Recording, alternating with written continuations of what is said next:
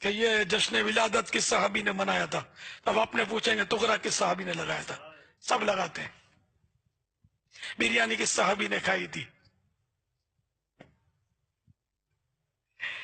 تو بے شمار کام ایسے ہیں جو صحابہ کرام سے براہ راست ثابت نہیں ہے، لیکن شریعت نے ان کو منع نہیں کیا تو جائز ہے۔ asked me a question that about Eid Milad النبی۔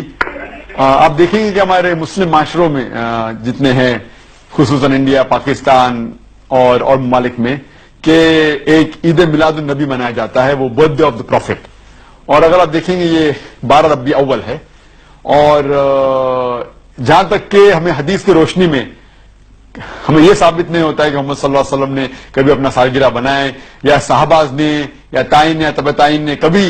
ان کا سالگرہ بنائے۔ تو جب محمد صلی اللہ علیہ وسلم نے کبھی کہا نہیں کہ میرا سالگرہ بناؤ، یا کبھی صحابہ نے بنائے، اور اگر آج ہم ان کا سالگرہ بناتے تو یہ بدعت ہو جاتا ہے۔ تو سالگرہ بنانے کی کوئی ضرورت نہیں ہے، ایسا کوئی اسلام ایک مذہب کے اندر نہیں ہے، قرآن میں بھی نہیں، شریعہ میں نہیں۔ یہ ایک ویسٹرن کلچر ہے کہ ہمیں سالگرہ بنانا چاہیے، اور یہ اللہ سبحانہ و تعالی کی طرف سے کہ اگر آپ غور کریں گے 12 ربیع اول محمد صلی اللہ علیہ وسلم کا برتھ ڈے بھی ہے، اور ساتھ ساتھ ان کا انتقال بھی 12 ربیع اول میں ہوا۔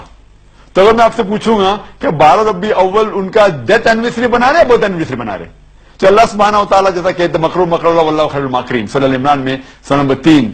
آیت نمبر 54 میں، کہ انہوں نے پلان کیا اور پلاٹ کیا، اللہ سبحانہ و تعالیٰ نے بھی پلان کیے، اور اللہ از دا بیسٹ آف پلانر۔ تو یہ کوئی قرآن اور حدیث کی روشنی میں ثابت نہیں عید میلاد النبی بنانا، اور ہمیں بنانے کی ضرورت نہیں ہے۔ یہ جس طریقے سے کرسچن لوگ عیسیٰ علیہ السلام کا برتھ ڈے بناتے ہیں، یہ الگ مذہب ہے، اسلامک مذہب میں اس کی کوئی اجازت نہیں۔ رحمن یا رحمن